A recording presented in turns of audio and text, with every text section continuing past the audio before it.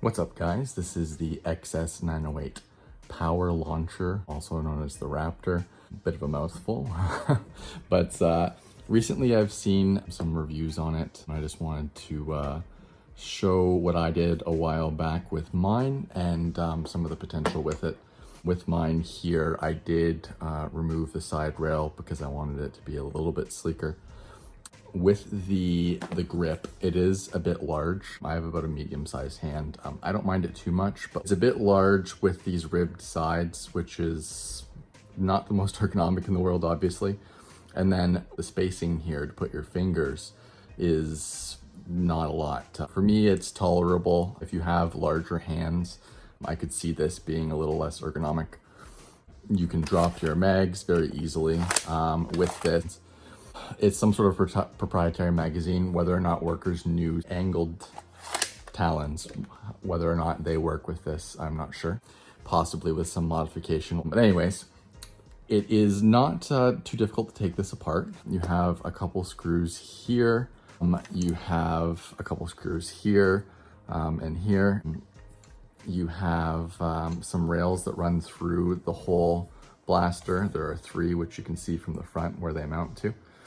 With my blaster, all I did was I had some K25. So I put a K25 spring length that was pretty much the same as what was already in the blaster. And I was able to brass this very easily. With the brass barrel, I was able to just slide it into the aluminum barrel that comes with the blaster. And with those two combined changes, it boosted this to about 150 FPS, and it's pretty accurate. It's not a difficult prime. I just put an orange tip on it, which this is literally just a random tube that I painted orange. And then I actually just inserted some Mega Dart foam on the inside to hold it a bit snug, and that worked pretty well. I'm pretty happy with that. So I'll show you how to disassemble this, and then I'll show you a firing demonstration as well, so you can see what the potential is of this blaster, even without buying a kit that's necessarily meant for it. Okay, so I'll show you how we can disassemble this here. It's been a while since I opened it, but you have your 2 screws on this side.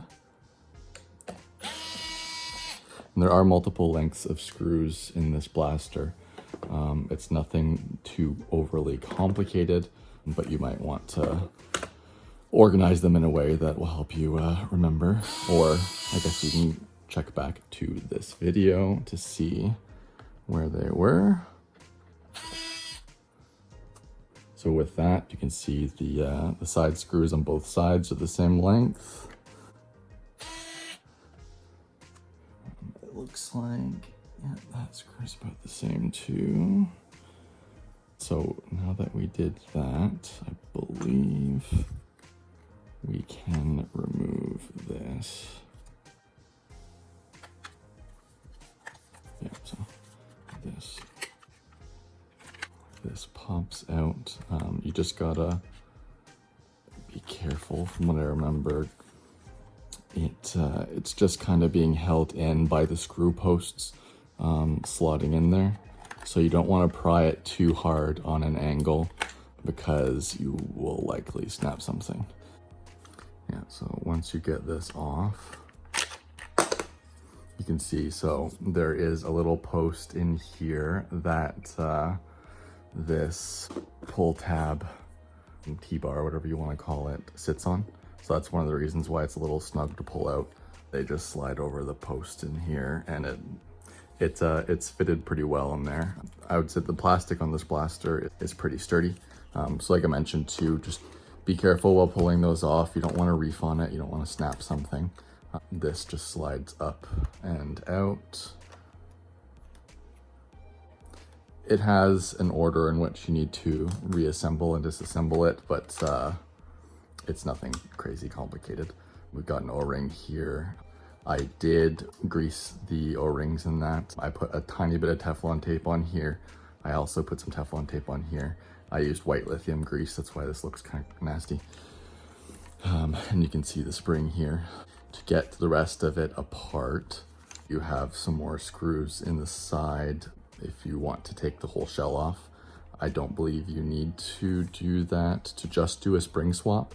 If you just want to do a spring swap, you can take the 3 rails out of here, so you can unscrew them and they pull out. They're screwing into these points at the front, so these may or may not fall out depending on how tightly friction fit they are. But when you screw it back on, basically you just need to hold them in and kind of line everything up and tighten it. So with this, let's pretend you wanted to just do a spring upgrade. Yep, so that front post just popped out. And the other one.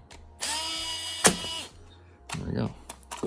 So now my pre-compression there just popped this back a little bit. Ooh! Okay, a lot of it. Yeah, so you can see here, the rear assembly. You've got your plunger rod right here. You can take that out if you want. There's a spring in this piece here that pushes the slide back under use. Right here. And those caps that you saw at the front of the blaster right here, so they just fell out as I unscrewed the rear screw. So basically you just need to hold them in the front and screw this back in to reassemble it.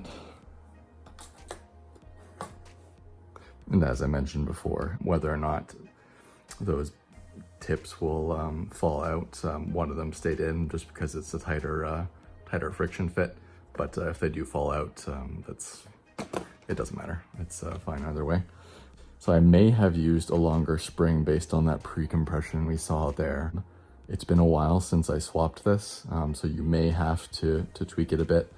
You could try a little bit longer of a spring and kind of keep shortening it as you go until you get the length and power that you want and what actually catches.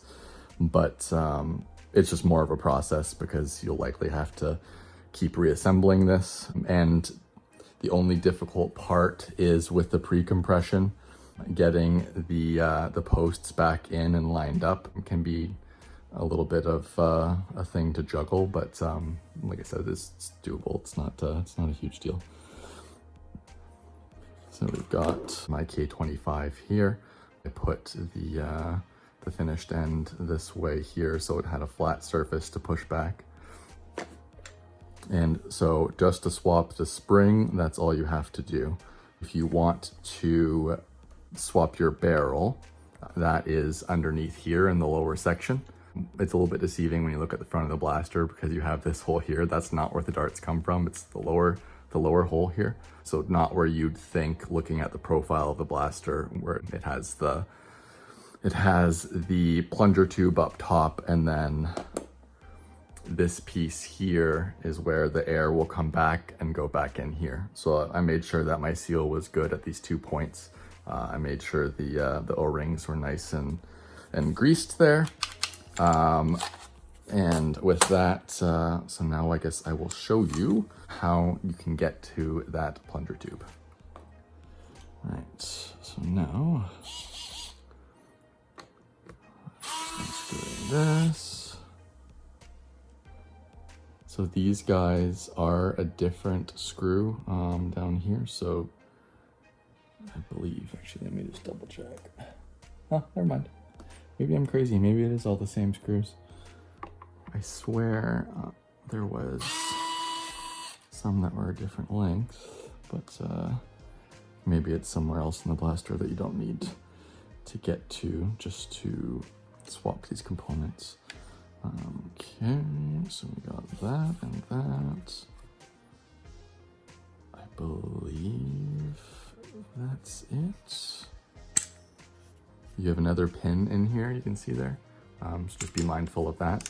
What that does is it's just taking it's ambidextrous. So with this, the pin in here just makes it so this switch on both sides will move at the same time.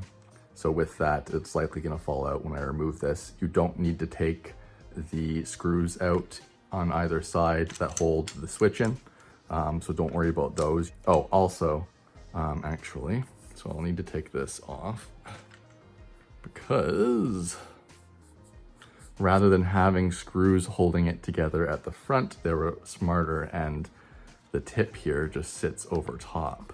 And those 3 rails that that you saw me remove earlier, those pull this into the blaster. So we can just take this off. As you can see here, I'll put it'll be easier to keep track of these if I just put them where they're supposed to go. Okay, so we got that. And now that we remove those other 2 screws, this guy here pulls back. There may be a tiny bit of glue on this. I don't think there was on mine. There's also another similar functionality down here. So another cap here that holds it together at the bottom. I think it's pretty efficient the way they did this, because with this, again, less screws, it's held together here by that piece, and then all you have are these 2 screws by your trigger. There is a screw underneath where that cap was, so we will remove that.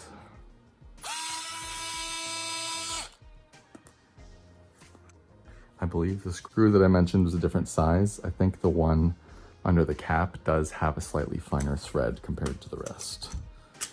Again, excuse my, now it easily comes apart. Excuse my forgetfulness. It's been a while since I've taken this apart. There, so now you see our barrel. You can see here, I was able just to slide the brass into this aluminum barrel. The aluminum barrel, it's not long enough for having extra power. If you just upgrade your spring, you're definitely gonna lose some performance and accuracy with the shorter barrel. If you go with a barrel even longer than this, you'll get more performance than what I am getting here. I just didn't want something too ridiculous, providing that you do upgrade also your spring, so you're getting more power, and make sure that your seal is good. With this, yeah, it was very simple. I just slid this in. It was pretty snug. I was able to kind of work it in here, and then I think literally as I was sliding it in, I just put a little bit of glue just to make sure that it held it really tight. And yeah, it wasn't a big deal. Very easy to upgrade that. You can go online. I do believe there are some Chinese sellers that sell a barrel kit for this if you don't want to do your own. But with this, I want to say it's 9/16 brass, but I think that might be wrong. I'll put it in the video during editing the proper size, so you should be able to see it here. But with this, yeah, that barrel size will fit a dart like perfectly snug. You can buy that from some hobby stores, as well as you should likely be able to get it online. I'm sure Out of Darts or Foam Blast, they likely would sell the barrel material. Yeah, so that's how you disassemble the whole blaster. You do have a spring here to be mindful of that just sits in here. That is for your switch to drop the magazine, the mag release. And also you have this pin here that just connects the 2 switches that lock and unlock the receiver. So now I will go back and reassemble this. I'll likely fast forward this part because you don't need to see everything twice.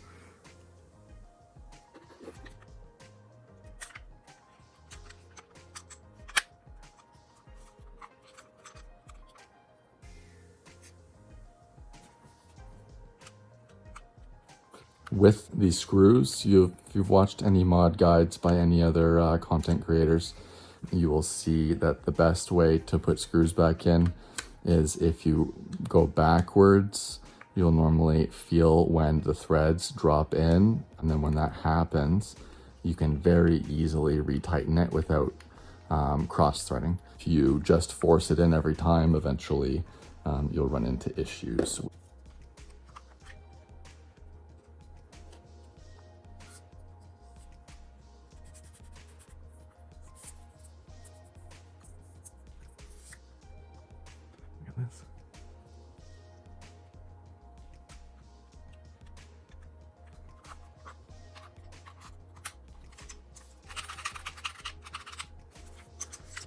This is the trickier part, because with this, you need to get everything to line up properly. That top rail holds in that little spring, and you need to get all of that to mesh properly to slide back in here. Like you can see, there's that the screw opening up top. You have to make sure that the spring and that bolt are all kind of going in there properly.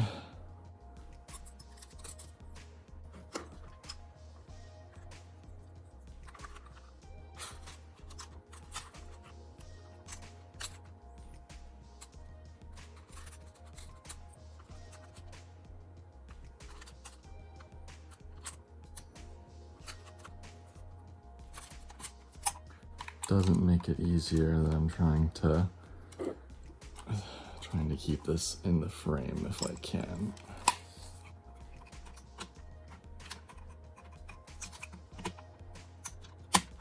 Okay, now that that's in. All right, I'm gonna have to do this off camera because I need 3 hands. Yeah, so once you get one of these rails in, it makes it a lot easier because it'll hold it in place well enough for you to work on it. The reason why I had to take this off camera in order to do that is I had to kind of make sure that this cap was up and in there and staying there while I had everything pushed together enough that I could align this and screw it in. To screw it in should be pretty easy. If you're having trouble, it doesn't seem like it's grabbing, then you just need to make sure that this is actually lined up going all the way down. You can see it there. There's nothing that holds it in between other than the ends. So it's very easy for it to be off where it needs to go. So just make sure that it's slid forward into where it should be.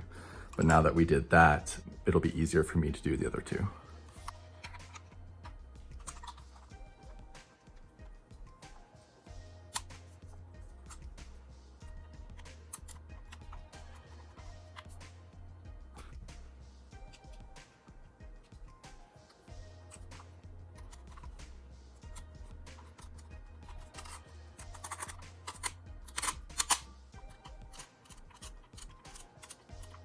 Perfect, that's it. Make sure these guys are snug. Now, this isn't the right screwdriver size for these screws, but I'm not reefing on it. I'm just getting it tight enough. You don't need to really go nuts. So this, so let's go back in here.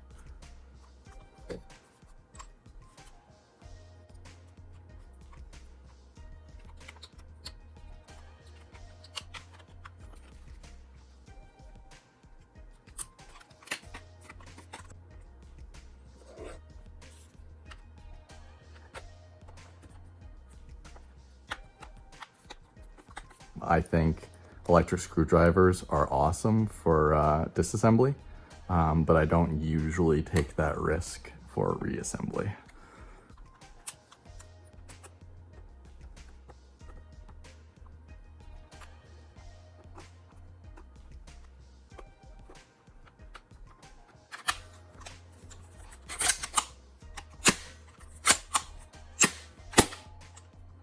Probably don't fire it without a clip in it if you don't want to risk any damage.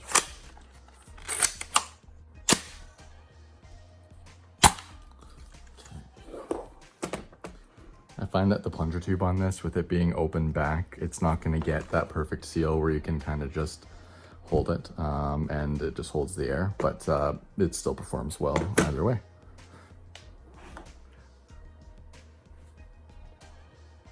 You'll have noticed, probably already by this point in the video, that it does have a lock. So basically it stays open like that if there is no ammo in here. Once you put ammo in, or if you wanted to slide it forward without putting ammo in, you just push this switch up here, that'll close it. And then if you want to drop your magazine, I'm gonna put some new Dart Zone Pro darts in here.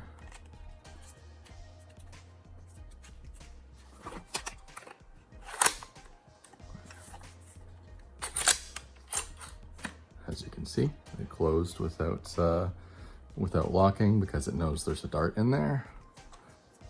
And it shoots pretty good. The only thing that you might run into going with a barrel that's smaller is if you're using worn darts, or darts that don't fit this blaster as well, you may have trouble with it chambering. So when it goes to push forward, if the dart is too flimsy or worn out, it's more likely to bend before it gets all the way in the barrel, and then that's when you might get a jam, in which case you'd want to just drop your magazine out and pull it back and have it locked. So, oops, sorry. I accidentally hit the switch, and pull it back so it's locked so you can look up inside. And you may have to stick something into the barrel to push the dart back, or like get some tweezers or pliers or something to get up in there, because you can't really get into this section without taking it apart.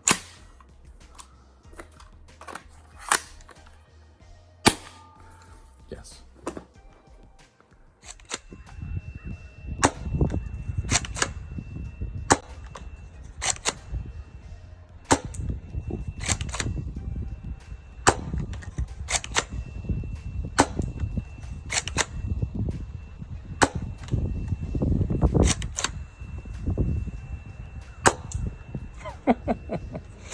Other than the shots that I hit the tree with, you can see that it's pretty good.